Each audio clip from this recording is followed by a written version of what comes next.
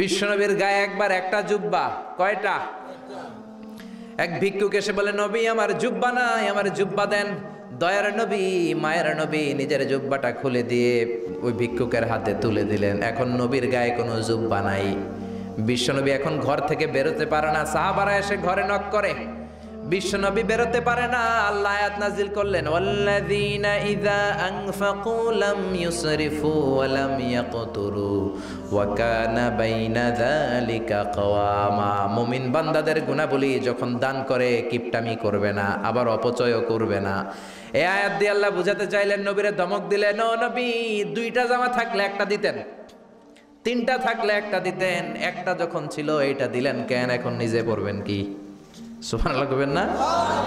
ইসলাম তো ব্যালেন্সড রে ভাই, ইসলাম ভারসাম্যপূর্ণ। ইসলামের সব বিধানগুলো আপনার সাথে স্যুট করবে, ম্যাচ করবে, এটা জীবন ঘনিষ্ঠ।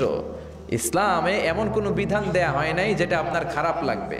অন্যান্য সব ধর্মের প্রতি শ্রদ্ধা রেখেই বলি, আমার ইসলাম যে আহকাম আমাদেরকে দিয়েছে এরকম বিধান কোনো ধর্মের ভেতরে নাই। চিল্লা এখন ঠিক কিনা?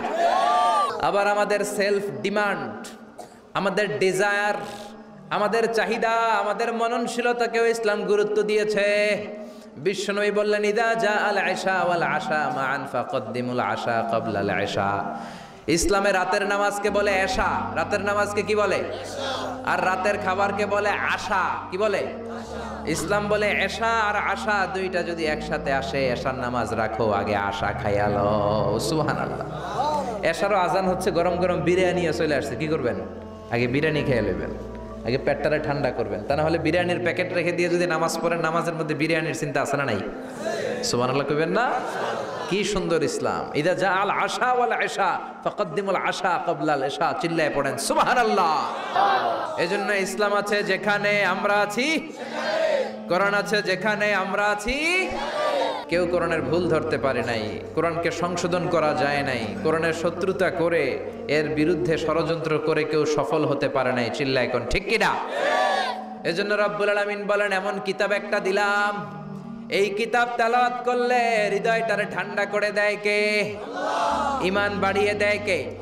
ওয়া ইযা তুলিয়াত আলাইহিম আয়াতুহু যাদাতহুম ঈমানা। মুমিন বান্দাদের সামনে কোরআনের তেলাওয়াত করলে ঈমান বাড়ায় দেয় কে? শুধু মুমিনদের ঈমান বাড়ায় না, কাফেরদের সামনে তেলাওয়াত করলেও কাফেরদের কলিজাও ঠান্ডা হয়ে যায়। সুবহানাল্লাহ পড়েন। মিশরের একজন কারি ছিল, কারি আব্দুল বাসেত ইবনে আব্দুস সামাদ। ওনাকে নিয়ে মিশরের প্রেসিডেন্ট জামাল আব্দুল নাসের রাশিয়াতে একটা সফর করলো। তখন আবার রাশিয়ার নাম ছিল সোভিয়েত ইউনিয়ন। কি ছিল? Soviet union. এখন হয়েছে রাশিয়া। বিশাল মন্ত্রী পরিষদের বহন নিয়ে গেল। রাশিয়ার প্রেসিডেন্ট মিশরের প্রেসিডেন্টকে লাল গালিচার সংবর্ধনা দিয়ে ওয়েলকাম করলো। এবার মিশরের প্রেসিডেন্ট তার মন্ত্রী পরিষদকে পরিচয় করায় দিচ্ছে যে এটা হচ্ছে আমার হোম মিনিস্টার, এটা আমার এডুকেশন মিনিস্টার, এটা আমার ফিনান্স মিনিস্টার। তো সবাইকে পরিচয় করে দেওয়ার পরে ওনার সাথে যে মিশরের কারি আব্দুল বাসেতের দিকে তাকিয়ে রাশিয়ার প্রেসিডেন্ট বলে, এইটা আবার কোন মন্ত্রী? এটা হোমমন্ত্রী, এটা শিক্ষামন্ত্রী, এটা অর্থমন্ত্রী, এই যে জুব্বা পরা এই লোকটা, এটা আবার কোন মন্ত্রী? তো মিশরের প্রেসিডেন্ট বলে, এটা আমাদের কোনো মন্ত্রী না, এটা আমগো কারি। এটা কি? হেরা কি কারি কি বুঝে? এরা বলতেছে কারি আবার কি? তো মিশরের প্রেসিডেন্ট জামাল আব্দুল নাসের বলে, he is the reciter of our holy book Quran. তিনি আমাদের ধর্মীয় গ্রন্থ কোরআন তেলাওয়াত করে আমাদেরকে শোনায়। আমরা আমাদের বিভিন্ন প্রোগ্রামে ওনাকে ইনভাইট করি, উনি আমাদের ধর্মীয় গ্রন্থ আবৃত্তি করে শোনায়। তো রাশিয়ার প্রেসিডেন্ট বলে, তোমাদের ধর্মগ্রন্থ আবৃত্তি করে শোনায়? তোমাদের প্রোগ্রামে আজকে রাতেও তো আমাদের জাতীয় প্রোগ্রাম, একটা বড় প্রোগ্রাম আছে, যেই প্রোগ্রামে আমরা সবাই মদ খাবো আর বেলি ড্যান্স দেখবো। কোমর দুলানো ডান্স, রূপবানে নাচে কোমর দুলাইয়া, এই কোমর দুলানো ডান্স আমরা দেখব। তো তুমি যদি বলো আজকের এই ডান্স বন্ধ করে আমরা তোমাদের কারি সাহেবের কাছ থেকে তেলাওয়াত শুনতে পারি। জামাল আব্দুল নাসের বলল, ঠিক আছে তাই করেন, ডান্স বন্ধ করে দেন। তো রাশিয়ার প্রেসিডেন্ট কয়, ওকে ডান, দ্য ডিসিশন ইজ ফাইনাল। আজকে রাতে কোমর দুলানো নৃত্য হবে না, আজকে তোমাদের কারি সাহেবের তেলাওয়াত শুনবো আর মদ খাবো। কি খাবো? ড্যান্স বন্ধ করছে, মাগার মদ বন্ধ করে নাই। তো আব্দুল বাসেদ রাজি হলেন, ওনাকে নিয়ে যাওয়া হলো। সিঙ্গাররা গিটার দিয়ে যেখানে গান গায় ওখানে বসানো হলো ওনারে। আর সবার হাতে মদ, হুইস্কি, রেড ওয়াইন, অ্যালকোহল নিয়ে বসেছে। যে মদ খাবে। রাতে এরা মদ খায়, 2-1 প্যাক না খেলে এদের ঘুম হয় না। তা আব্দুল বাসেত ওই দিন তেলাওয়াত করেছিলেন চোখ বন্ধ করে। আর চোখ বন্ধ করার আগে, তেলাওয়াতের আগে আল্লাহর বলেছেন, আল্লাহ এই যে এতগুলো কমিউনিস্ট লিডার, আমি আমার গলায় তুমি যত সুর দিয়েছো, আমি দরদ দিয়ে তেলাওয়াত করব, তুমি তোমার কোরআনের বাণীটা এই কমিউনিস্ট কাফের লিডারদের অন্তরের ভিতরে ঢুকাইয়া দিও। সবাই মদ নিয়ে রেডি। উনি শুরু করলেন আউযু বিল্লাহি মিনাশ শাইতানির রাজিম বলে তেলাওয়াত শুরু করলেন। ওনার তেলাওয়াত যখন শুরু হলো, কেউ আর মদ খায় না, মদের গ্লাস রেখে দিয়ে সবাই ওনার দিকে তাকিয়ে রইল। উনি ওনার কণ্ঠে যত দরদ ছিল, সুর ছিল, সুরের ঝংকার ছিল, মেলোডি ছিল, ভয়েস ছিল, সব উজাড় করে কোরআন তেলাওয়াত করতে লাগলেন। কমিউনিস্ট লিডারগুলো তেলাওয়াত শুনতে শুনতে মনের অজান্তে চোখের পানি ছাড়তে শুরু করছে। লম্বা সময় তিনি তেলাওয়াত করলেন, ওরাও মদ খাওয়া রেখে দিয়ে কান্না জুড়ে দিল। তেলাওয়াত শেষ, চোখ খুলে দেখে কেউ মদ খায় নাই, সবার চোখে পানি। মিশরের প্রেসিডেন্ট জামাল আব্দুল নাসের ওদেরকে বলল, এই যে আমাদের কারি সাহেব তেলাওয়াত করছে, তোমরা কি অর্থ বুঝছো? কয় না, বুঝি নাই। তো কান্দলা কেন, চোখে পানি কেন?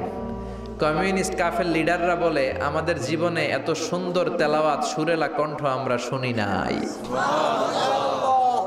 এই তেলাওয়াতটা শুনে আমাদের হৃদয় ঠান্ডা হয়ে গেছে। যদিও বুঝি না, কিন্তু হৃদয়টা ঠান্ডা ঠান্ডা লাগে, অন্তরটা প্রশান্ত প্রশান্ত লাগে।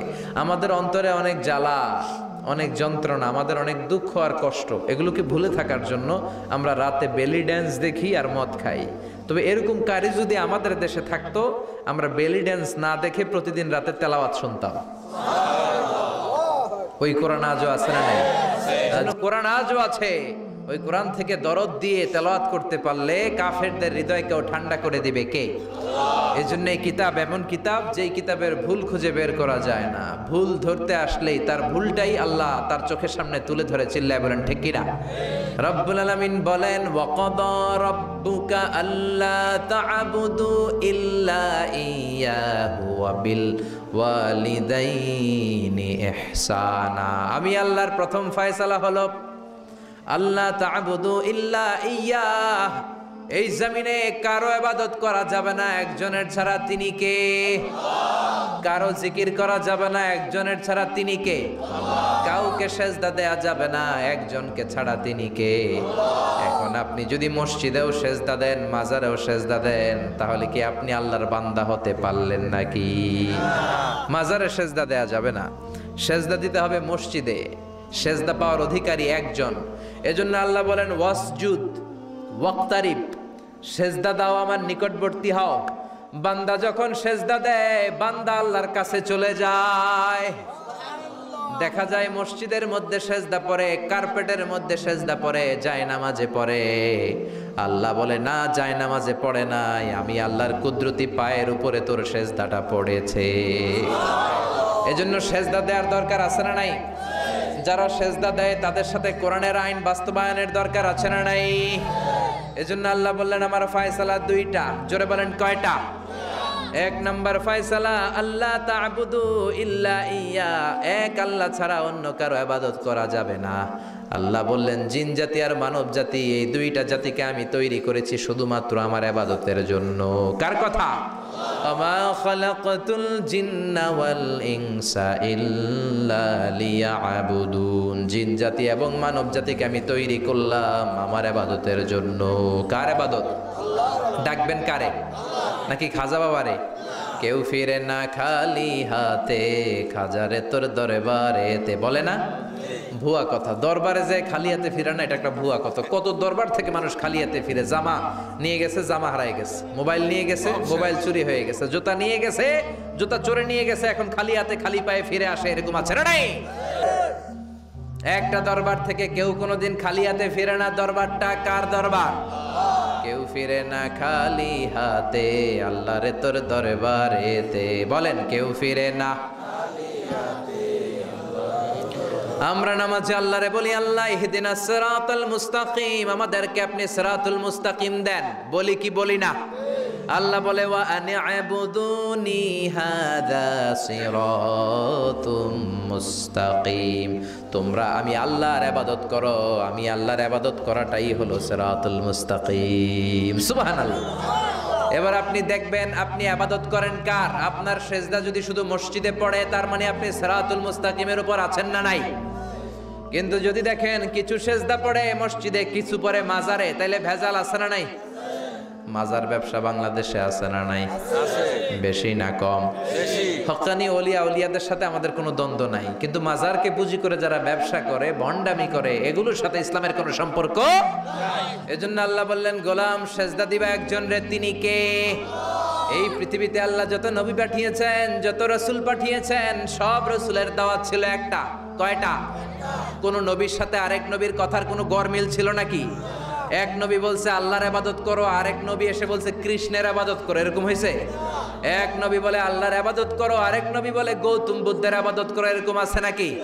সব নবীরা বলেছে ইয়া কওমি ইবুদুল্লাহ মা লাকুম মিন ইলাহিন গায়রুহু আফালা তাত্তাকুন। ও আমার কওমের লোকেরা, ইবাদত করবা একজনের, তিনি কে? আল্লাহ। তাহলে আল্লাহ বললেন, গোলাম আমার ফয়সালা দুইটা। প্রথম ফয়সালা, আল্লাহ তা'বুদু ইল্লা ইয়্যাহ, ইবাদত আমি আল্লাহ ছাড়া অন্য কারো করা যাবে না। যার ইবাদত করা হয় তারে বলা হয় আরবিতে মাবুদ। আমাদের মাবুদ কে? আমাদের মাবুদ হচ্ছে আল্লাহ। তাহলে আল্লাহর প্রথম ফয়সালা, ইবাদতের হকদার, ইবাদত পাওয়ার উপযুক্ত মহাবিশ্বে কেবল একজন সত্তা, তিনি কে? আল্লাহর এই ফয়সালার সাথে, সিদ্ধান্তের সাথে আপনার একমত? দ্বিমত নাই কেউ? কেউ নাই? তাহলে দ্বিতীয় ফয়সালাটা শুনি। হ্যাঁ, আল্লাহ বললেন ওয়াবিল ওয়ালিদাইনি ইহসানা। আমি আল্লাহর প্রথম ফয়সালা, আমি ছাড়া কারো ইবাদত চলবে না। আমি আল্লাহর দ্বিতীয় ফয়সালা, মাতা পিতার সাথে তোমরা ইহসান করবা, মাতা পিতার সাথে ভালো আচরণ করবা, মাতা পিতার কাছ থেকে দোয়া নিবা। আল্লাহর দ্বিতীয় ফয়সালা মা বাবাকে নিয়ে, প্রথম ফয়সালা আল্লাহকে নিয়ে। স্বয়ং আল্লাহর ব্যাপারে আল্লাহ বললেন আমার ইবাদত ছাড়া অন্য কারো ইবাদত চলবে না। দ্বিতীয় ফয়সালা বললেন আমার ইবাদতের পরেই যেই বড় ফরজটা তোমাদের উপর আমি চাপিয়ে দিলাম, মাতা পিতার খেদমত। চিল্লায় কোন আল্লাহু আকবার। আল্লাহর ইবাদত করা যেমনি ফরজ, মা বাবার খেদমত করাও ফরজ করেছে কে? নাকি মা বাবার খেদমত নফল, নাকি অপশনাল? এটা কেউ কম্পালসারি করেছে কে? মা বাবা আপনার সবচেয়ে বড় পীর, মা বাবা আপনার সবচেয়ে বড় দামি জিনিস। এই পৃথিবীর সব আল্লাহর ওলিগুলা যদি কোরআন খতম করে একটা গ্লাসের পানির মধ্যে ফু দেয়, আর আপনার জনম দুঃখিনী মা যদি শুধু বিসমিল্লাহ পরে আরেকটা গ্লাসের পানির মধ্যে ফু দেয়, আল্লাহর কসম আপনার মায়ের দোয়াটা আগে আগে কবুল হয়ে যাবে। এজন্য আল্লাহ বললেন প্রথম ফয়সালা আমি আল্লাহর ইবাদত করবা, দ্বিতীয় ফয়সালা মা বাবার সাথে ইহসান করবা। কি করবা? ইহসান। সবাই বলেন। এগুলো কোরআনে বর্ণিত টার্মিনোলজি, মানে পরিভাষা, এগুলো মুখস্থ করবেন। দুনিয়াতে কত পরিভাষা মুখস্থ করছেন, কত জ্যামিতির সূত্র মুখস্থ করেছেন, কত ইংরেজি ভাব সম্প্রসারণ মুখস্থ করেছেন, কিন্তু কোরআনের কথাগুলো মানুষ শুনতে চায় না। মাতা পিতার প্রতি আমরা সবাই আজকে থেকে ইহসান করব। কি করব? আমরা বললাম আল্লাহ ইহসান কি? ইহসানের ব্যাখ্যা দেন। আল্লাহ নিজেই কোরআনে ইহসানের ব্যাখ্যা দিলেন, ইম্মা يبلغن عندك الكبر أحدهما أو كلاهما فلا تقل لهما أف। ইহসানের ব্যাখ্যা হলো, আল্লাহ বললেন ইহসানের ব্যাখ্যা কি? শোনো শোনো। ইহসানের 5টা ব্যাখ্যা আল্লাহ দিলেন।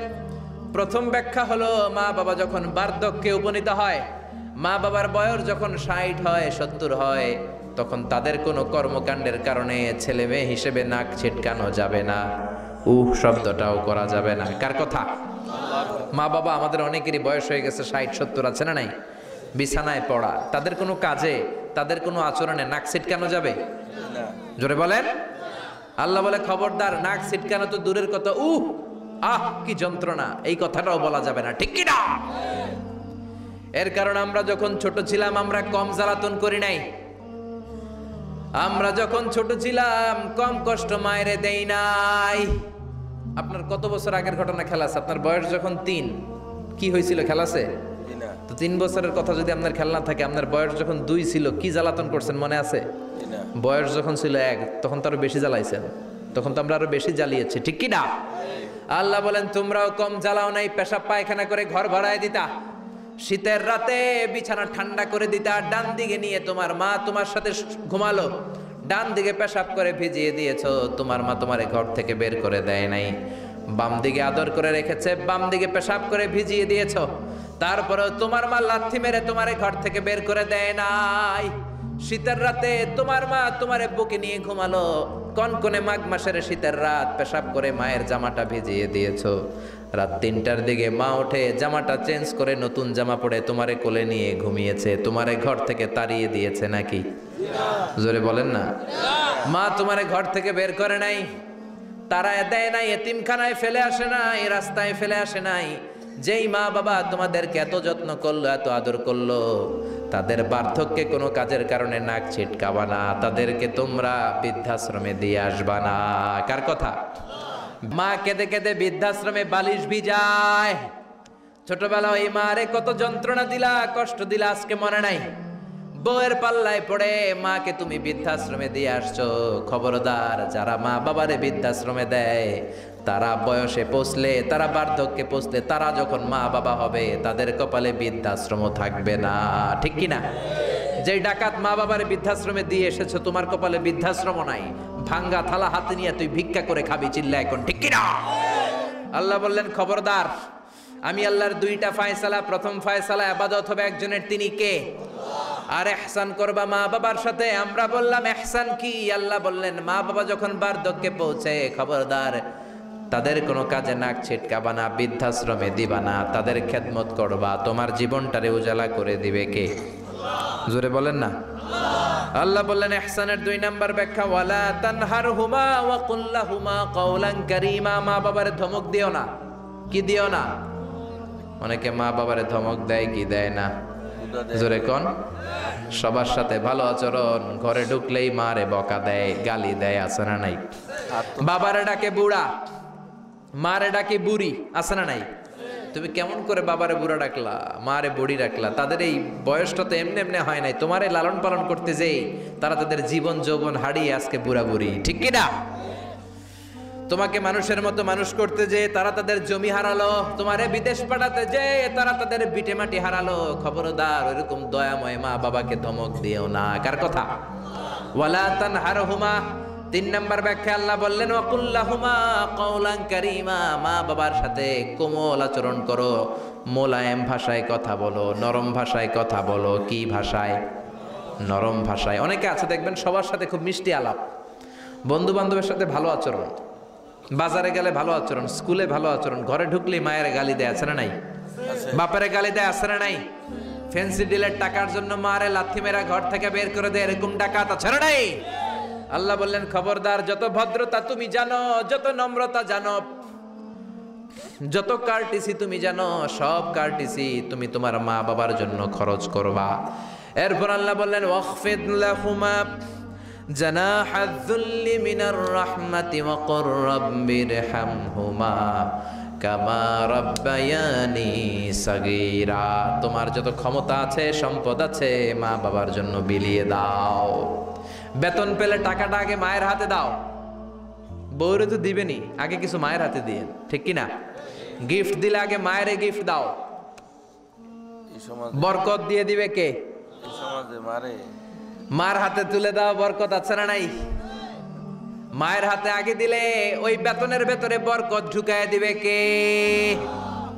আর বাবা মা একজন কিংবা 2 জন যদি দুনিয়া ছেড়ে বিদায় নেয়, তাদের কবরের সামনে দাঁড়িয়ে চোখের পানি ছেড়ে পড়তে আরম্ভ করো রব্বির হামহুমা কামা রাব্বায়ানি সাগীরা ওয়া কুর রাব্বির হামহুমা কামা রব্বায়ানি সাগীরা। ও আল্লাহ, মা বাবা দুজন যেমনি আমাদেরকে আদর করেছে, মা বাবার কবরে তুমিও আমাদের বাবা মা 2 জনকে আদরের চাদরে ঢেকে নিও। পড়ে না আমিন। যাদের বাবা মা নাই এই দোয়াটা করবেন, প্রত্যেক নামাজের পরে আব্বা আম্মার জন্য এই দোয়াটা করতে হবে। রাজি আছেন তো? আমরা যারা আব্বা আম্মা হারিয়েছি, আল্লাহ তাদের কবরগুলোর তুমি জান্নাতের বাগান বানাও। এজন্য মা বাবার সাথে ভালো আচরণ এটা ফরজ। যুবক ভাইয়েরা, রক্ত গরম, মাথা ঠিক থাকে না, মার সাথে কি বলো, বাবার সাথে কি আচরণ করো। যেই বাবা মা তাদের জীবন যৌবন শেষ করলো তোমার জন্য, খবরদার ওই বাবা মারে গালি দিও না। তুমি নামাজি হতে পারো, তুমি আল্লাহর ওলি হতে পারো, হাজী সাহেব হতে পারো, কিন্তু মা বাবা যদি তোমার উপর নাখোশ হয়, তোমার দুনিয়াও শেষ, আখিরাতও আমও শেষ। সালাও এজন্য বিশ্বনবী বললেন সবচেয়ে ভালো আমল মা বাবার সাথে ভালো আচরণ। আরবিতে এটারে বলে বিররুল ওয়ালিদাইন। কি বলে? এক সাহাবী বলল, নবী আইয়ুল আমালি আফদাল, এই পৃথিবীর বুকে সবচাইতে সেরা আমল কোনটা? বিশ্বনবী বললেন তিনটা। কয়টা? এক নম্বরে আসসালাতু ফি ওয়াক্তিহা, সময় মতো নামাজ, আজান হওয়ার সাথে সাথে নামাজ পড়বা, এর চেয়ে ভালো কাজ আর নাই, ঠিক কি না?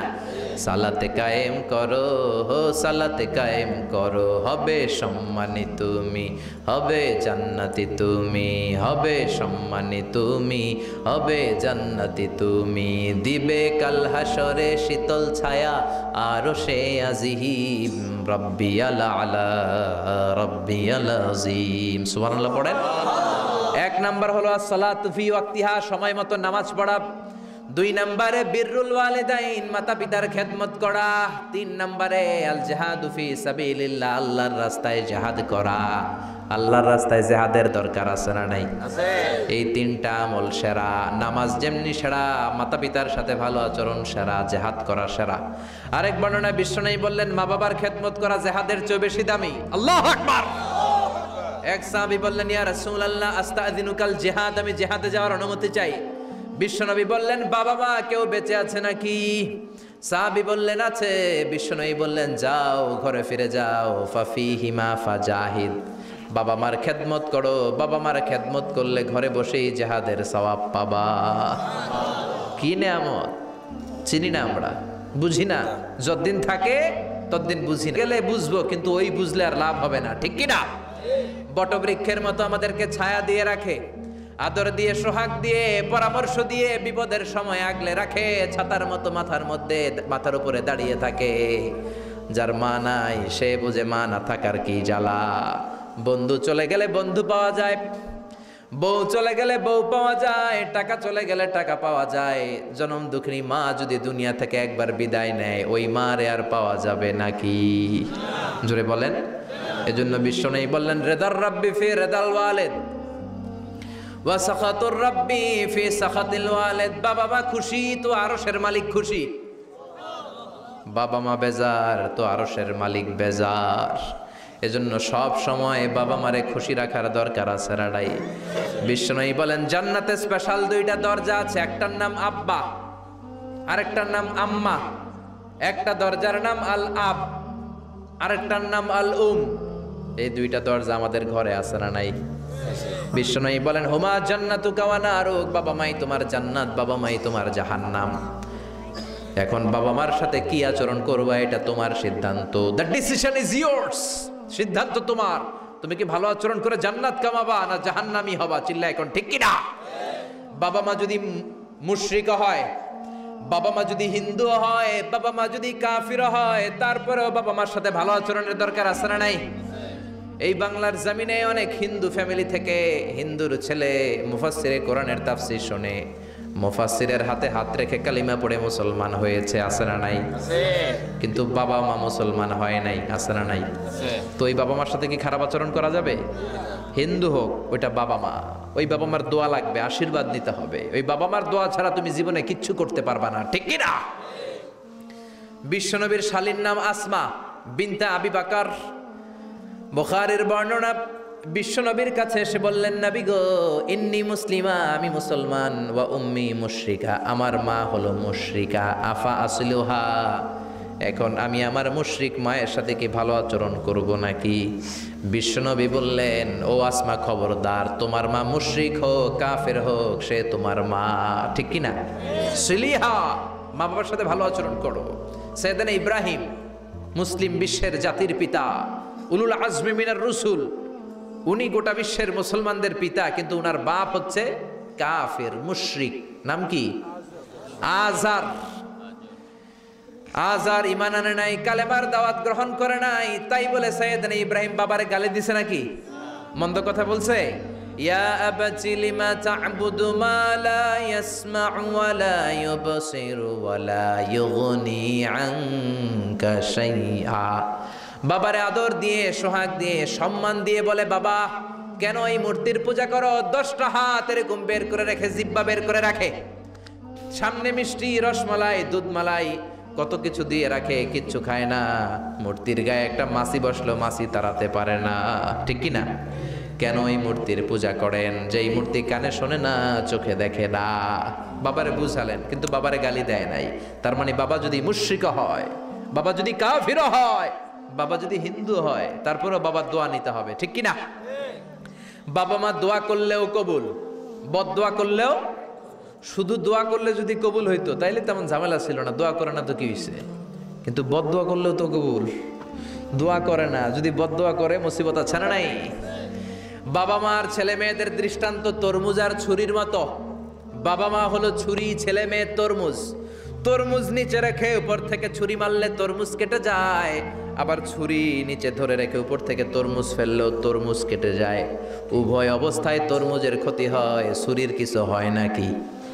কথা বুঝতে পেরেছেন? এজন্য বাবা মা অনেক বড় নেয়ামত। বিশ্বনবী বললেন, 3 জিনিসের দিকে নজর করা মাত্রই সওয়াব দেয় কে?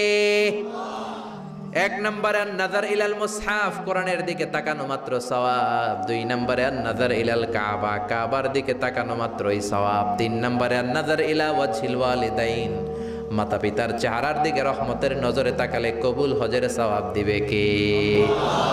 এক সাহাবী বললেন, নবী ওয়ালাউ মি আমাররা, যদি আমি দিনে 100 বার তাকাই তাহলে কি 100টা কবুল হজের সওয়াব হবে নাকি? বিশ্বনবী বললেন, নাম ওয়ালাউ মি আমাররা, 100 বার যদি রহমতের নজরে তাকাও 100টা কবুল হজের সওয়াব হয়ে যাবে। চিল্লায় পড়েন আল্লাহু আকবার। আবার বিশ্বনবী বলতেন, 3 ব্যক্তির দোয়া আল্লাহ ফেরায় না। সালাসু দাওয়াতিন মুস্তাজাবা লা শাক্কা ফিহিন্না, 3টা দোয়া করলেই কবুল। 1 নম্বরে দাওয়াতুস সাইম, রোজাদার ব্যক্তি দোয়া করলে কবুল করে কে? 2 নম্বর দাওয়াতুল মুসাফির, মুসাফির দোয়া করলে কবুল করে কে? 3 নম্বর দাওয়াতুল ওয়ালিদাইনি লি ওয়ালাদিহি, মাতা পিতার দোয়া ছেলে মেয়েদের জন্য কবুল করে কে? মাতা পিতার দোয়াও কবুল, বদদোয়াও। যুবক ভাইরা সাবধান, বদদোয়াও কবুল। সাইয়েদনা ইব্রাহিম বললেন, ঘরের দরজার চৌকাঠ পাল্টে ফেলো। মনে আছে ঘটনা? না ভুলে গেছেন বোধহয়? তালাক দিয়ে দিলেন বিবিকে। নতুন সংসার শুরু হলো, আরেকটা বংশীয় নেককার মেয়েকে বিয়ে করলেন। 3 বছর পর সাইয়েদনা ইব্রাহিম আবার বেড়াতে আসলেন। আজকেও সাইয়েদনা ইসমাইল বাসায় নাই। সাইয়েদনা ইব্রাহিম সালাম দিলেন, আসসালামু আলাইক। এবার জাদুমাখা কণ্ঠে, কুকিল কণ্ঠে, মোলায়েম কণ্ঠে একটা মেয়ে ঘরের ভেতর থেকে বলে, ওয়ালাইকুমুস সালাম। ওয়ালাইকুমুস সালাম। সাইয়েদনা ইব্রাহিম বললেন, কাইফা হালুকি ইয়া উম্মি, মা কেমন আছো বলো বলো।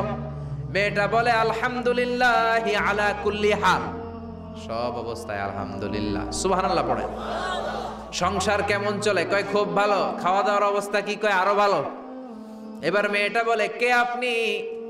এই মরুভূমির মাঝখানে রৌদ্রের মধ্যে দাঁড়িয়ে দাঁড়িয়ে কথা বলেন, কেউ তো কোনোদিন আমাদের খোঁজ নিতে আসে না, কে আপনি? ঘরে আসেন। সাইয়েদনা ইব্রাহিম বলে, না আমার পরিচয় দিব না, ঘরেও আসবো না। মেয়েটা বলে, আপনি যদি ঘরে না আসেন আমি কিন্তু রাগ করব। সুবহানাল্লাহ কোন। জোর করে ঘরে নিলেন, শরবত খাওয়ালেন, খেজুর খাওয়ালেন, রুটি খাওয়ালেন, মাংস খাওয়ালেন। সাইয়েদনা ইব্রাহিমও চোখের পানি ছেড়ে দোয়া করলেন, ও মিয়া এটাও মাইয়া আগেরটাও। আহা, বেশ কম আসরা নাই? সাইয়েদনা ইব্রাহিম মাথায় হাত বুলিয়ে দিয়ে দোয়া করলেন আর বললেন, ইযা জাআ যাওজুক মিনাল গাবা, তোমার স্বামী যখন বন থেকে ফিরে আসবে, ফাকরাই আলাইহিস সালাম, তোমার স্বামীর একটা সালাম দিবা। ওয়া মুরিহি আন ইউসবিতা আতাবাতা বাবিহি, আর বলবা ঘরের দরজার নতুন চৌকাঠ যেন জীবনেও না পাল্টায়। চলে গেলেন। ইসমাইল আসলেন। বেবি বলল, নুরানি চেহারার এক আল্লাহর ওলির মতো মুরব্বী লোক আসছিল। মুরব্বী আসছে শুনে ইসমাইল তো ভয় পেয়ে গেলেন। কিরে, আগে তো একটা ঘটনা ঘটছে, ঠিক কিনা? কেমন আচরণ করেছিস বল। বিবি বলে, আপনি ভয় পাবেন না, আমি খুব ভালো আচরণ করেছি, আপ্যায়ন করেছি।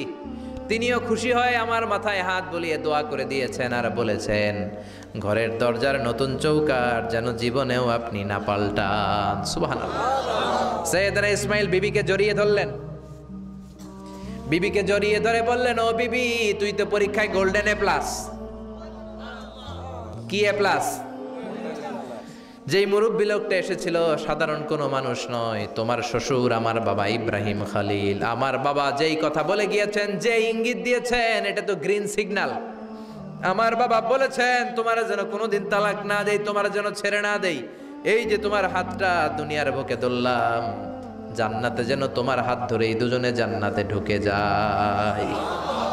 এজন্য বাবা মায়ের দোয়ার দরকার আছে না নাই? মায়ের দোয়ার চেয়ে বড় দোয়া আছে নাকি? জোরে বলেন।